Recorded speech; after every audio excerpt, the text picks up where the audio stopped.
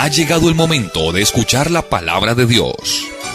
Un potente mensaje extraído de las Sagradas Escrituras. En la voz del pastor Carlos Hoyos. Vamos a leer. Hoy vamos a tener una enseñanza que nunca la hemos tenido. Y vamos a hablar de una doctrina de la iglesia que casi nunca se trata, y hoy vamos a hablar de ella. Está relacionada con el divorcio. Por eso la doctrina del divorcio la vamos a tratar hoy aquí. Y para ello vamos a hacer uso del capítulo 24 del libro del Deuteronomio. Amén. Vamos a leer el versículo 1 y 2. Si usted tiene su Biblia allá en su casa, hermano, ábrala. Capítulo 24, verso 1 y 2. Si alguien llega, aquí adelante hay dos puestos. Podemos correr esa silla, hermano, esta de acá. Córrela bien adelante para que la persona que llegue pueda ubicarse.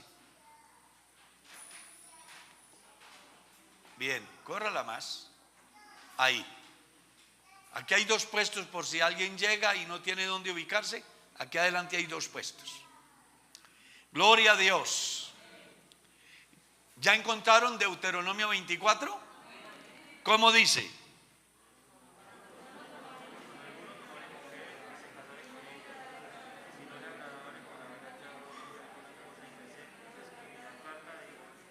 Verso 2. Hasta ahí. Pueden sentarse, sean tan amables. Dice, primero quiero hacerles saber que el capítulo tiene unas divisiones muy importantes. Tiene en sí 3 divisiones. La primera, los excluidos de la congregación. La segunda, leyes sanitarias. Y la tercera, leyes humanitarias. En las leyes humanitarias aparece la doctrina que hoy la iglesia le llama así, del divorcio. Sé que existen muchos pensamientos con respecto a esto. Hay dentro de la iglesia unos que están a favor, otros que no están a favor. Y los que no están a favor, pues muchas veces dicen cosas en relación a esta temática que, bueno, de buena fe lo hacen, pero de pronto desconociendo la razón del por qué el divorcio. Y hay algunas raíces, como es la tradición, la religión de la cual la mayoría venimos. Ellos nunca aceptaron el divorcio, pero uno mirando la Biblia encuentra la palabra divorcio. Y si encuentra la palabra divorcio es porque, ¿por qué? ¿Por qué? Porque hay divorcio. Por eso. Resulta que en esas leyes humanitarias se presentó un problema en el pueblo de Israel. Y es diferencias justificables, otras no justificables, y se le ha venido a Moisés la presión del pueblo diciendo: venga, yo no puedo seguir viviendo con Enriqueta. ¿Y por qué no podéis seguir viviendo con Enriqueta? No, es que yo llegué a la casa y la encontré con otro hombre. O ella, yo lo encontré a él apareándose con un animal y yo no estoy en condiciones de soportar esa situación. Desde el momento que he visto ese problema, permítanme pensar como ellos, imaginarme cómo pensarían ellos. En la casa no hay paz, vivimos mátate que te mataré. Ella no me respeta, yo no la respeto, nos hemos ido de manos y yo no me lo aguanto más, yo no me la aguanto más, usted verá, pero yo no puedo seguir así. O sea, el divorcio en el pueblo de Israel surgió como resultado de una causa, que era hallar algo indecente en ella o en él. Algo indecente. Entonces, Moisés, ante esa problemática, pues tiene que buscar salidas. Un líder tiene que buscarle salida. La historia reciente de Colombia dice que cuando el conflicto se agudizó, aunque habían muchos que no estaban de acuerdo que se llamara conflicto, el líder de turno dijo: hay que darle ese estatus para buscarle una solución. Solución que fue peor que la enfermedad, pero al final trató de buscar una solución. No es ajeno a la situación aquí. Moisés tiene que encontrar una solución porque es un pueblo, es una multitud y se van a presentar, se han presentado y se van a presentar muchas dificultades y desde ya hay que reglamentar, hay que buscar la salida a este problema. Entonces dice: bueno, ante la exigencia de ustedes, creo que la única salida es que cuando se presente algo indecente, algo inmoral, algo que no se ajusta al orden natural, pues la persona pueda darle carta de divorcio y entonces ella podrá ir a casarse sin ningún problema. Y el que le dio carta de divorcio igual, porque no va a estar obligado a estar en semejante situación. Esa es la solución que Moisés le da al problema que se presenta en la familia. Tiempo después viene Jesús. Entonces, cuando Jesús viene, la sociedad ha evolucionado de manera negativa, como hoy el famoso progresismo, ¿no? En ese tiempo, para el tiempo de Jesús, ya la sociedad pues ha vivido cualquier cantidad de siglos más. Entonces el problema va a ser ¿qué?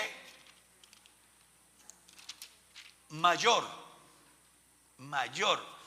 porque los problemas que hoy se les busca una solución, mañana ya la camisa no les sirve, entonces hay que hacerle otra camisa más grande, porque el muerto ha crecido, ¿no? ¿Cierto? Entonces hay que encontrarle una solución. Vienen a Jesús, léalo el capítulo 19, abran la Biblia, ojalá que nos lo coloquen ahí en la pantalla y leamos. Capítulo 19 del Santo Evangelio según San Mateo. Dice, verso 1: aconteció que cuando Jesús terminó estas palabras, se alejó de Galilea y fue a las regiones de Judea, al otro lado del Jordán. Entonces vinieron a él, ¿quiénes? Los fariseos, tentándole y diciéndole: ¿es lícito al hombre repudiar a su mujer por cualquier causa? Mire lo que dice. Si no tienen la Biblia, ahí la pueden leer. Entonces vinieron a él los fariseos, tentando y diciéndole: ¿es lícito al hombre repudiar a su mujer por cualquier causa? ¿Qué les parece? ¿Hasta dónde había llegado el problema? ¿Era lo mismo que el que tenía Moisés? No. Aquí ya se ha degenerado. Se ha deteriorado el pensamiento acerca de la unidad del matrimonio, a tal estado que ellos dicen: es lícito repudiar a la mujer por cualquier causa. Yo me acosté con mi mujer anoche y ella huelía a Oscar de la Renta, pero esta mañana sentí un olor como a cebollita machacada. ¿Me puedo divorciar por eso? Más o menos, ¿no? Anoche ella se acostó y estaba muy bien peinadita, pero hoy amaneció con el cabello tirado en la frente. Señor, ¿me puedo divorciar por eso? Le están diciendo: ¿por qué? Cualquier causa. Ayer estaba bonita y hoy la vi fea. Ayer era joven y hoy está hecha vieja. Ayer tenía la piel limpia y hoy la tiene manchada. Ayer tenía cuerpo de reina y hoy es un barril. ¿Me puedo divorciar de ella? Entonces Jesús les dice, leamos, que vale la pena que tengamos en cuenta. Él respondiendo les dijo: ¿no habéis leído que el que los hizo al principio, varón y hembra los hizo? Y dijo: por esto el hombre dejará padre y madre y se unirá ¿a quién? A su mujer, y los dos serán una sola carne. Jesús no dijo inmediato: venga, pues sí, Moisés permitió y pues yo no tengo problema, tranquilos. No, Él los lleva otra vez al principio, porque el problema de los seres humanos es que se nos olvida el principio. Eso es lo que nos pasa, y es en todos los aspectos. Dios le dijo a Israel: recuerda de la cantera de donde fuiste cortado. Se les había olvidado el principio. ¿Sí? Elías, para ofrecer el sacrificio, volvió a recoger las piedras y le colocó el nombre de los hijos de Israel, para que ellos volvieran ¿a qué? Al principio. Abraham, cuando fue a Egipto, dice, regresó por sus jornadas al lugar a donde estaba primero. Todo porque cuando nos olvidamos del principio, entonces es donde vamos a entrar a cometer cosas que no convienen. A estos señores se les había olvidado la razón del matrimonio, y por eso Jesús les dice: ¿no habéis leído? Al principio no fue así. Eso es cosa de ahora, pero al principio no fue así. Yo me lo imagino diciendo a la gente: ese viejito tan anticuado, ¿no? Pero tiene 30 años y tiene puro pensamiento de viejo. Vea, ya que no está de acuerdo, que tiene que estar ahí la gente esclavizada. Jesús les dice: al principio no fue así. Les voy a recordar: varón y hembra los creó, y dijo: por esto el hombre dejará a su padre y a su madre y se unirá a su mujer, y los dos serán una sola carne. Y cuando Jesús dice eso, entonces hay una reacción. Mire el verso 6. Así que no son ya más dos, sino una sola carne. Por tanto, lo que Dios juntó, ¿qué? Eso está diciendo: no puede ser que siendo una sola carne, ahora la vayan a partir.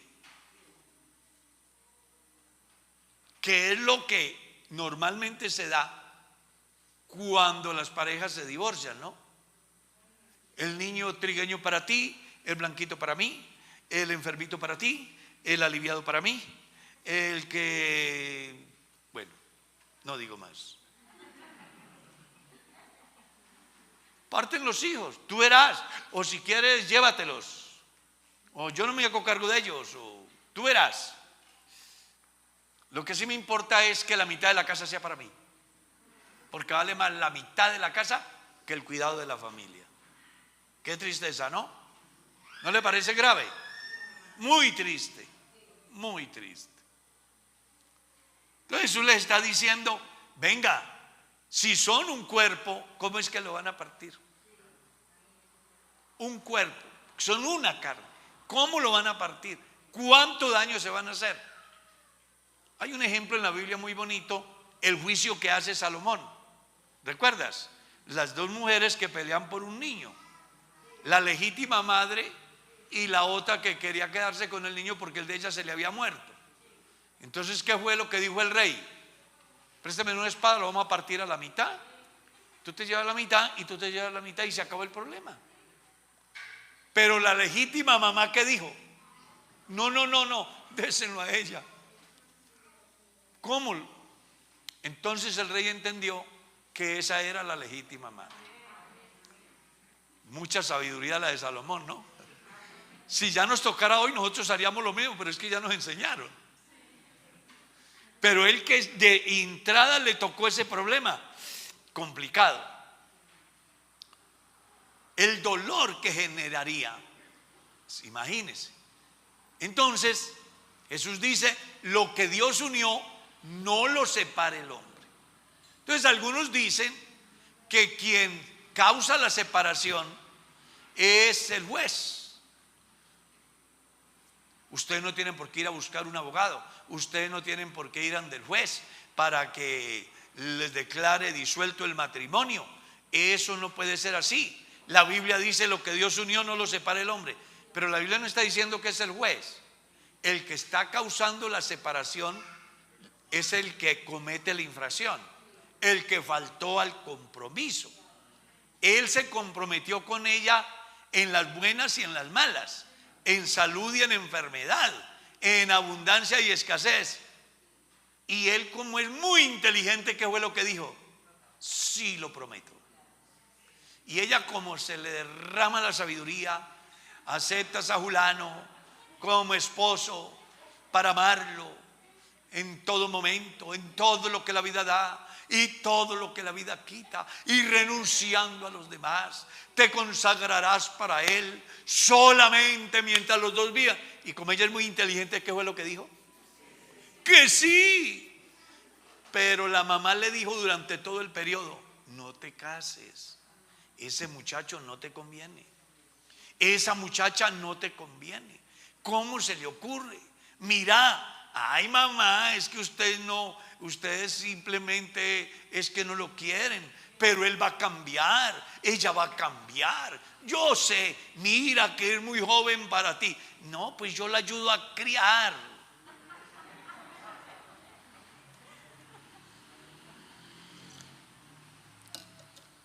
Pero cuando se casan y el camino se pone cuesta arriba por alguna situación, entonces la primera palabra que aflora es: separémonos, démonos un tiempo, a ver si esto de verdad es que nos hacemos falta o no. ¿Sí? Es decir, por cualquier causa.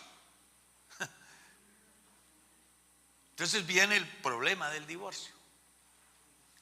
Cuando Jesús les explica a ellos que lo que Dios une no lo separa el hombre, entonces viene la reacción de ellos en el verso 7.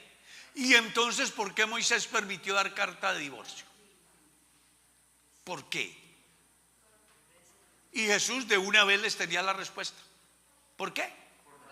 Por la dureza de vuestro corazón. Moisés permitió dar carta de divorcio, pero al principio, ¿qué? No fue así. Los lleva otra vez ¿a dónde? Al principio. ¿Qué es lo que está diciendo Jesús? Por grave que sea el problema en el matrimonio, tiene solución. Si existe una cosita que se llama perdón. Yo como pastor he visto más de una vez situaciones delicadísimas de parejas que han tenido problemas muy serios, pero ese hombre o esa mujer ha tenido el carácter cristiano suficiente como para decir: yo le perdono, yo la perdono, yo lo perdono. Y a pesar de lo grave que fue la situación, ahí está esa pareja contenta, tienen hijos, están felices, Dios los ha bendecido. ¿Qué hicieron ellos? Enterraron ese pasado y arrancaron de ceros. Y ahí está el matrimonio. Esa es la finalidad con la cual Jesús busca que las personas no se separen. Pero ante la presión, entonces Jesús les dice: venga, es muy sencillo. como usted no es capaz de perdonarle a su mujer, ni ella es capaz de perdonarle a usted, porque son duros de corazón, entonces existe solamente una salvedad para que se pueda divorciar. ¿Cuál es, Señor? La fornicación. Si es un matrimonio y ella se va con otro o él se va con otra, a eso no se le llama fornicación, se le llama ¿cómo? ¿Por qué Jesús habló de la palabra fornicación? ¿Y por qué Pablo la lleva más allá en el capítulo 7, verso 1 de la primera carta a los Corintios? En cuanto a las cosas que me escribisteis, bueno le sería al hombre no tocar mujer, pero a causa de las, ¿qué? Plural, fornicaciones. Porque la palabra fornicación ahí está relacionada con una palabra griega que es porneía, que equivale a todos los pecados sexuales que un hombre o una mujer pueda cometer. Entonces ahí está que el adulterio, está la zoofilia, está la pedrastía, está el sexo con plantas, con el sexo con alimentos. Ya están los pansexuales y están los trisexuales. Los pansexuales que satisfacen sus necesidades con un pan, y los trisexuales que se van para el campo y quieren tener sexo con las plantas, y los que tienen sexo con los muertos. Y bueno, hay más de 120 prácticas sexuales que están en contra del matrimonio, porque no se hacen en el matrimonio. Están los bisexuales, están los homosexuales, están, bueno, un sinnúmero de prácticas. Entonces Jesús dice, cuando se presente un problema de esos y la persona no esté en condiciones de perdonar y el otro no esté en condiciones de arrepentirse, pues no se puede obligar a la persona, que aquí llamaremos inocente, a soportar semejante problema. Así que Moisés tuvo el problema y le buscó una salida. Cuando viene Jesús, se le presenta el problema y da una salida. Cuando en Colombia la iglesia era pequeña, no había ese problema. Pero ahora la iglesia ha crecido enormemente y ha venido el problema. Entonces la iglesia, ¿qué tiene que hacer? Buscar una salida. Entonces la iglesia ha dicho, venga, si Moisés tuvo el problema y le buscó una salida, Jesús se le presentó el problema y buscó una salida, pues nosotros tenemos que buscarle una salida al problema. Algún día me ha visitado a mi oficina un hombre para decirme que no estaba de acuerdo con la iglesia nuestra, porque en nuestra iglesia se manejaba el recasamiento, que aquí recasábamos la gente. Le dije, ¿cómo ha sido? Sí, ustedes permiten el divorcio y que la gente vuelva y se case. Le dije, venga, primero, la palabra recasamiento no existe en la Biblia, ni existe en la legislación colombiana. En la iglesia existe matrimonio, eso es lo que existe. Ah, pero que las personas se divorcian y vuelven y se casan. Pero lo coloqué y le dije, venga, usted tiene 25 años. Resulta que usted se casa convencido de que su hogar va a funcionar a las mil maravillas. Pero sucede que se casa y al año o a los 2 años encuentra a su mujer apareándose con un animal. ¿Usted qué hace? ¿Lo aplaude o le desagrada? ¿Querrá seguir viviendo con ella o no? O suponga que llega a la casa y encuentra a su mujer con otra mujer. ¿Usted le agradaría mucho? ¿Estaría de acuerdo en seguir ahí? ¿O la encuentra con otro hombre? ¿Usted qué? No, pues ¿cómo se le ocurre?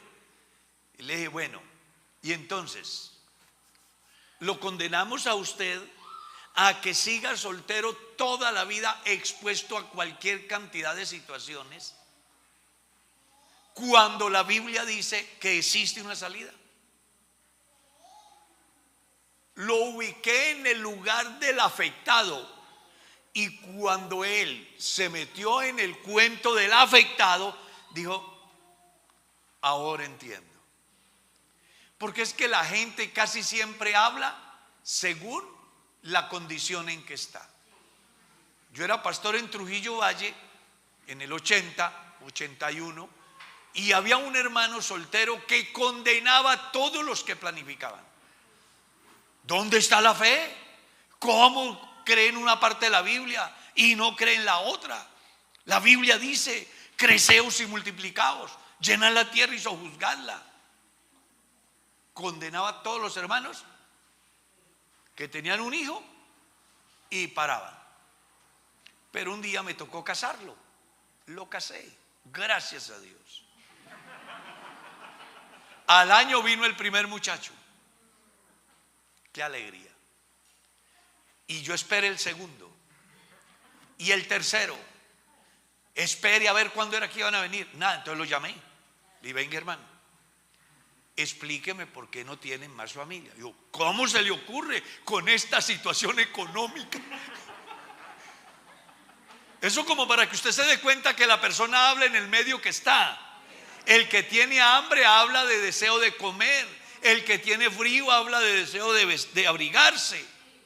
El que tiene peligro habla de deseo de protección. ¿Cierto? Pues muchos de los hermanos que condenan a los que se divorcian lo hacen porque no tienen el problema. No lo tienen.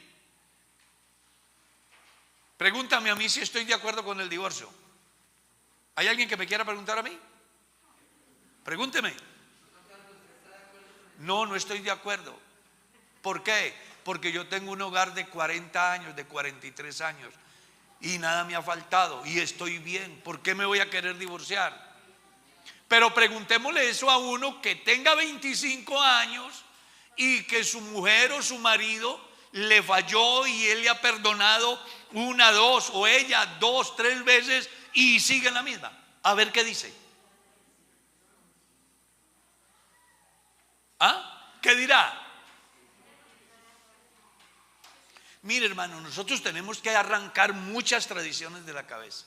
Entre ellas esa. Yo fui pastor de un joven que lo único que me faltó fue arrodillármele para que no se casara, porque yo sabía que le iba a ir mal. Yo sabía que le iba a ir mal. Y hermano, no se meta por ahí que va a terminar mal. No, hermano, mire que es de otra cultura totalmente diferente.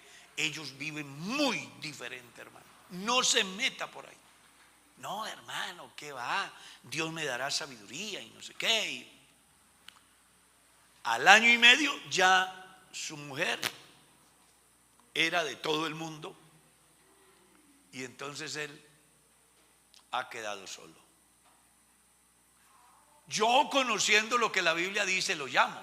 Yo: hermano, organice por varias razones. Primero, ¿quién quita que Dios le dé una bendición a usted económica y mañana esta que le ha hecho tanto daño se le lleve la mitad?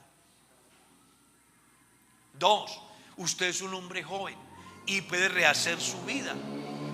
Ella es la que se ha comportado de esa manera. No, hermano, el divorcio es malo, eso es pecado.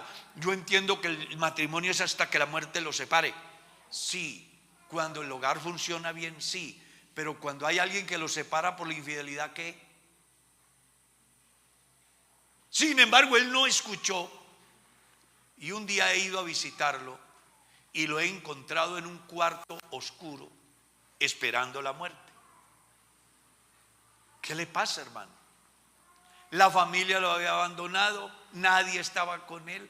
¿Qué pasó? Tengo el VIH. Era pecado divorciarse y organizar su vida, pero no era pecado acostarse con cualquiera estando casado. Y lo más triste, lo infectaron. Pues a mí me tocó ir a orar por él, que se reconciliara con Dios y recordarle lo que yo le había dicho. ¿Se acuerda lo que yo le dije? Sí, hermano. ¿Y qué era más grave? Dígame qué era más grave.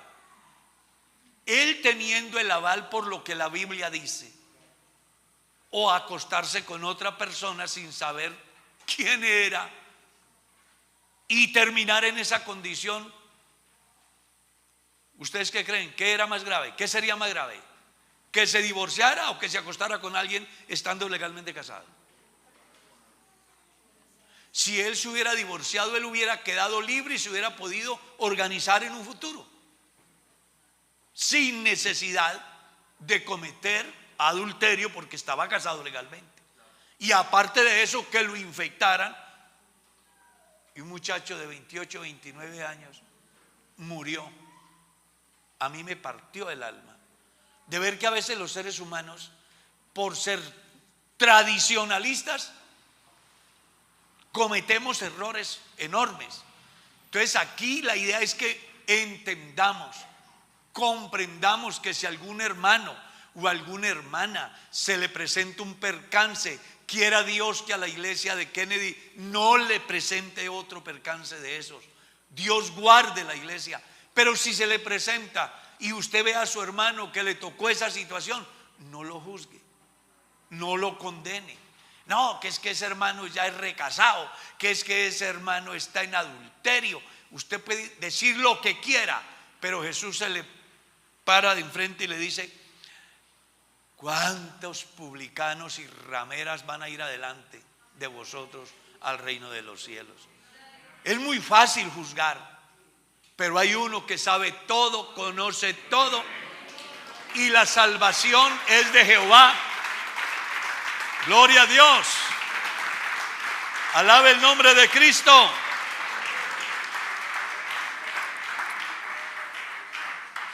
Entonces, Moisés tuvo el problema, a Jesús se le presentó, él dio una salida, la iglesia se le ha presentado el problema, tiene que dar una salida.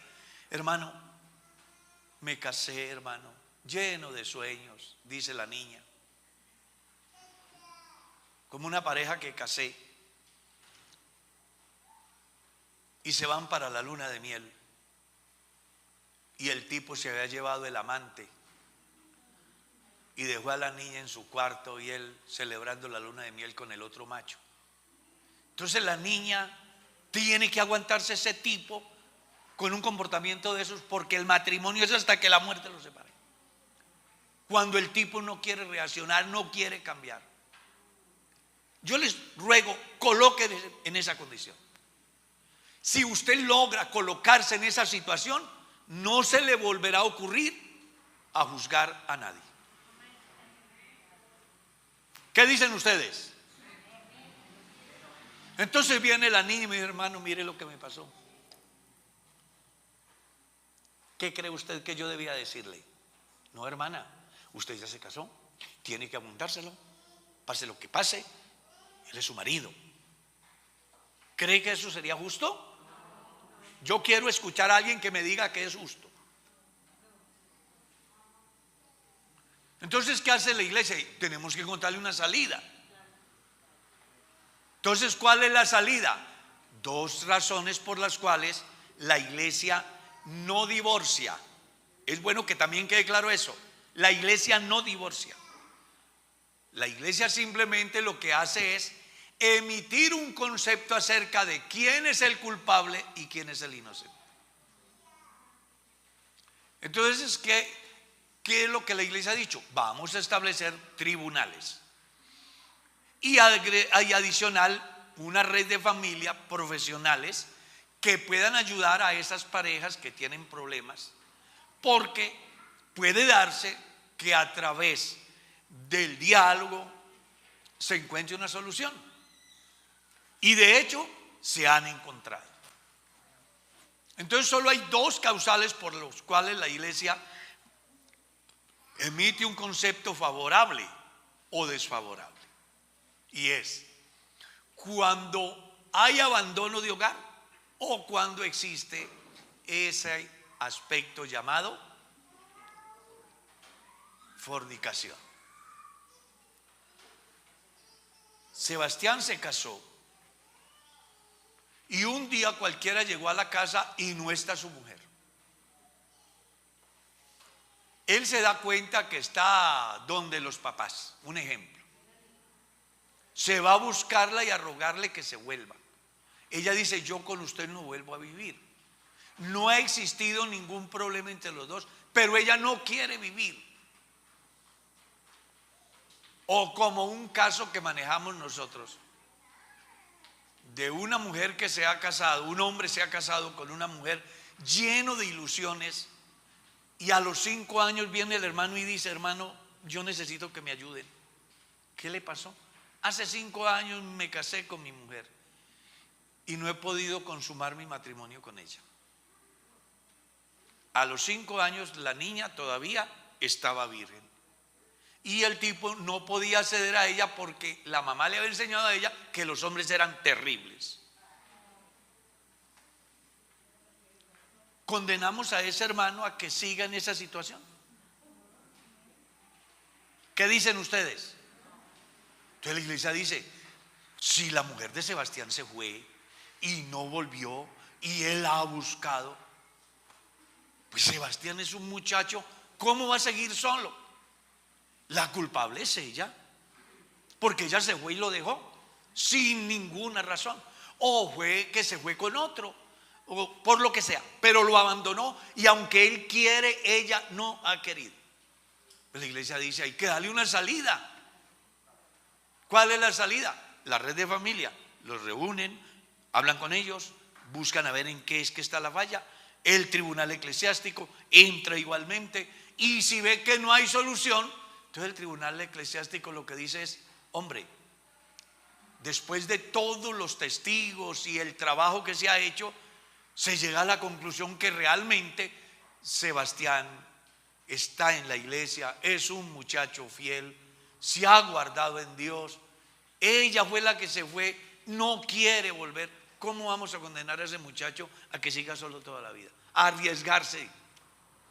No, hay que emitir un concepto favorable. Y cuando se emite ese concepto favorable, lo que va a decir es que él podrá divorciarse, enamorarse, volverse a casar, le celebrarán ceremonia en la iglesia, no perderá ninguno de sus derechos como cristiano dentro de la iglesia. A lo único que no podrá acceder dentro de la iglesia es a ser pastor, pero el resto él podrá ser presidente de evangelismo, presidente de misiones, director de escuela dominical e inclusive diácono, porque él no fue el culpable. Suponga que sea diferente, que sea él el que se va y ella es la que se comporta como toda una niña cristiana. Pues la iglesia tiene que contarle esa salida. No puede condenarlo a él o a ella cuando están comenzando a vivir su vida. Sería algo así como pensar igual a los señores del oriente, que si la mujer queda viuda de 18 años, la llevan a un destierro y le encierran allá y tiene que quedarse toda la vida sin volver a pensar en hacer su vida. Nosotros no somos talibanes, somos cristianos, somos hijos de Dios. ¿Cuántos son hijos de Dios aquí? A ver, uno que alabe a Dios.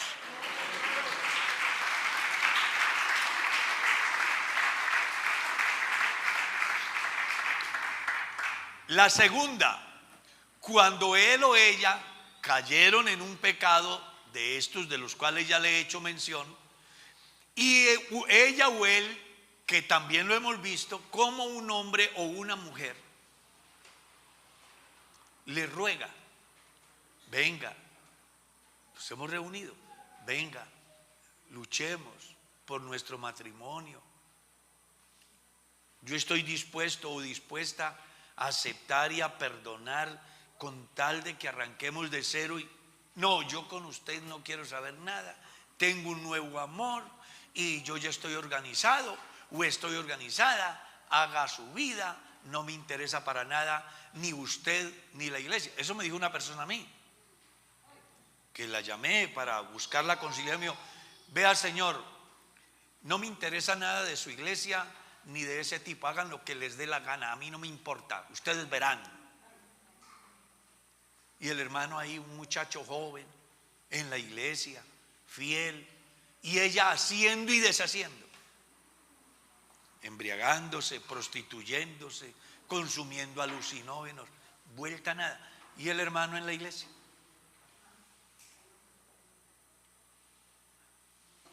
Entonces, cuando se presente ese fenómeno, dice la iglesia, venga, no podemos condenar a esa muchacha o a ese muchacho a que termine sus días de esa manera. Entonces, la iglesia a través del tribunal eclesiástico emite un concepto favorable. ¿Qué quiere decir eso? Que esa persona a quien le sale el concepto favorable podrá ir a hacer su trámite ante el Estado civil y luego que quede libre, si quiere enamorarse se podrá enamorar y podrá volver a organizar su vida, creyendo en lo que acabamos de leer. Es decir, si se presenta abandono total o si se presenta un caso como el que menciona el Evangelio según San Mateo. Entonces dice la gente, ¿y si se salva esa persona? Bueno, desde el punto de vista suyo y mío, el ladrón que colgaron en la cruz, tal vez no lo hubiéramos salvado, ¿verdad? ¿Cuántos lo hubieran salvado aquí? ¿Cuántos hubieran salvado a ese infeliz ladrón que está crucificado pagando lo que merece sus hechos? Seguro que ninguno. Muy bueno que está ahí, se la merecía. Pero Jesús no fue así. Señor, acuérdate de mí cuando vengas en tu reino. ¿Y qué le dijo Jesús? Hermano, usted ha sido tan embarrada. La comunidad sabe que usted es un ladrón, hermano. Yo no puedo porque me he hecho toda esta gente en contra. No sé, hay que esperar. O mejor, yo voy a tener una asamblea con el Padre y el Espíritu y sometemos tu problema a votación. Y si hay dos, hay uno siquiera que me apoye, hasta de pronto te salvo. Sí, no. De cierto, te digo que hoy mismo ¿qué?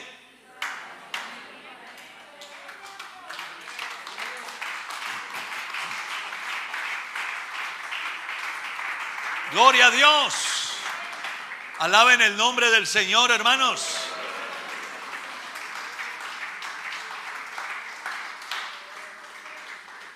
Entonces, esa persona se casó, sigue en la iglesia, usted puede estarlo señalando, pero la salvación de ese hombre o de esa mujer solo depende de Dios y de la humildad con que ese hombre asuma su posición o esa mujer.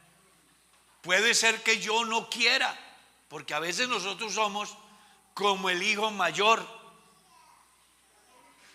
que cuando el padre recibió al hijo pródigo, en vez de alegrarse, ¿qué hizo? Se enojó. No sea como él, tenga un corazón noble, hermano. Somos cristianos y no puede ser que cuando nuestro hermano es herido por el diablo, nosotros querramos acabarlo de matar. Al contrario, hay que decirle, hermano, nada, pase lo que pase, avancemos. En Cristo hay victoria. En Cristo podemos llegar. Gloria a Dios. Viene la otra pregunta, hermano, ¿y al cuánto tiempo después de que se emite el fallo en el tribunal eclesiástico la persona puede volverse a casar aquel que le salió favorable? Según la reglamentación de la iglesia, 90 días después, como mínimo. No es que hoy tiene el fallo y tiene la carta del divorcio emitida por el tribunal o por el juez o por el ente del Estado y al otro día se va a casar. La iglesia no permite eso. Tiene que esperar por lo menos 90 días. Viene la otra pregunta. pastor, y en la persona que le salió el fallo desfavorable, ¿qué? Bueno, él no podrá casarse dentro de la iglesia. Legalmente él podrá casarse por lo civil, podrá venir a la iglesia, pero él no tendrá derecho ni a ceremonias, ni a participar en ninguna de las actividades de la iglesia, como ser directivo en un comité, como llegar a ser un diácono. No podrá. Y si él viene a la iglesia y sigue solo, aunque le haya salido desfavorable, y es un hombre de buen testimonio que de verdad se consagra al Señor, ¿qué? Dice, no podrá servir en la iglesia hasta que haya una reglamentación, pero hasta ahora no podrá. Y si el pastor lo casa, ¿qué? Se mete en problemas el pastor. No puede hacerlo. No puede hacerlo. Y esa persona se salva. Pues entonces vienen los jueces. No creo que se salve. No, si él es solo y se queda solo y es fiel en la iglesia, él no va a tener ningún problema. Inclusive podrá ayudar en algunos aspectos. Pero si él llega a casarse sin contar con el visto bueno del tribunal eclesiástico, no podrán hacerle ceremonia ni podrá tener ninguna actividad. Se salva, eso es una cosa que le compete a Dios. Recuerde que una cosa es la normatividad nuestra, otra cosa es la soberanía de Dios y la humillación de un hombre. La Biblia habla de un rey que tenía la sentencia de muerte. Ve, dile a Ezequías que arregle su casa, que va a morir, no vivirá. No lo dice cualquiera, lo dice Jehová de los ejércitos. Y entonces Isaías llega y le dice, Ezequías, te traigo una noticia, siento mucho. Jehová dice que diga quién le debe, quiénes le deben, cuáles son los problemas que usted tiene, que su familia se dé cuenta de todo lo que pasa, porque usted se va a morir, no va a vivir. Cuando él escucha ese mensaje, volvió su rostro a la pared y comenzó a orar y a llorar en la presencia de Dios. Y si algo me encanta del Dios que yo predico, es que Él es sensible. Él no es duro de corazón como nosotros. Él es sensible. Viéndolo clamar y llorar, se conmovió el corazón de Dios. Y no había salido Isaías del patio cuando Dios le dice, Isaías, Señor, regresa a donde Ezequías y dígale que yo he visto su oración, he oído su oración y he visto sus lágrimas. Y he decidido añadirle 15 años más de vida. Ese es el Dios que nosotros tenemos.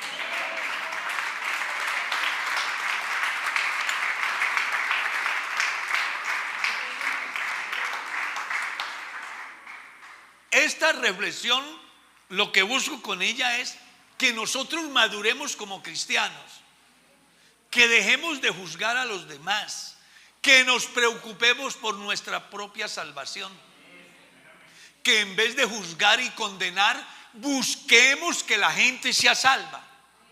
En vez de decir que que cometió, que se condenó, más bien vengamos a los pies de Jesús y digámosle, Dios, a mi hermano lo ha herido el diablo, pero tú fuiste levantado entre la tierra y el cielo para que todo el que te mire y cree en ti sea salvo. Por favor, escucha la oración de este penitente, de aquella, de él. Mira la situación, no le tengas en cuenta su pecado. Yo creo que si la iglesia maduramos como debemos de ser y dejamos de juzgar y de mordernos unos a otros y más bien alamos todos hacia un mismo lado, aprendiendo a depender de las misericordias de Dios, hermano, lo que va a pasar en la iglesia será algo muy grande, muy maravilloso, porque Dios es bueno, lento para la ira y grande. Alaba el nombre de Cristo.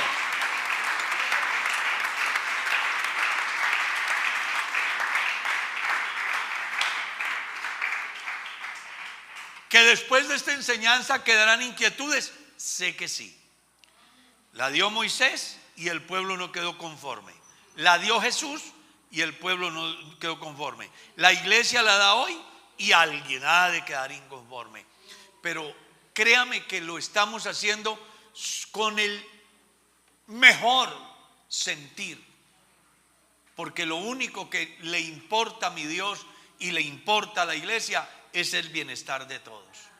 Y por eso es que la iglesia busca cada día implementar cosas que beneficien al creyente en relación a su conciencia.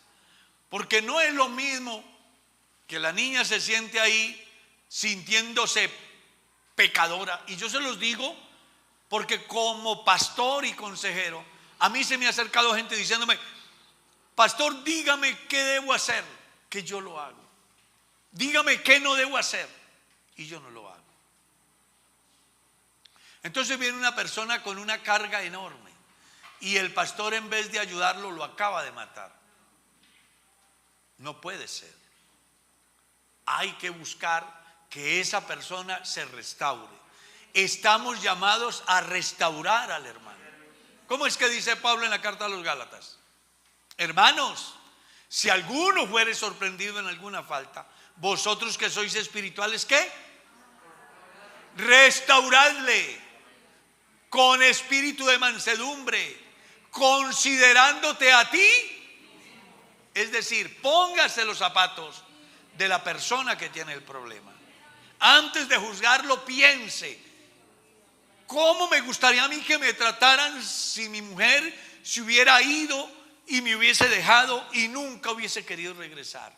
Me gustaría que me dijeran: está decidido que tienes que quedarte solo, más allá de que tengas 20, 30 o 40 o 50 años, tienes que morirte solo, porque yo pienso así y porque usted hizo así y tiene que ser así.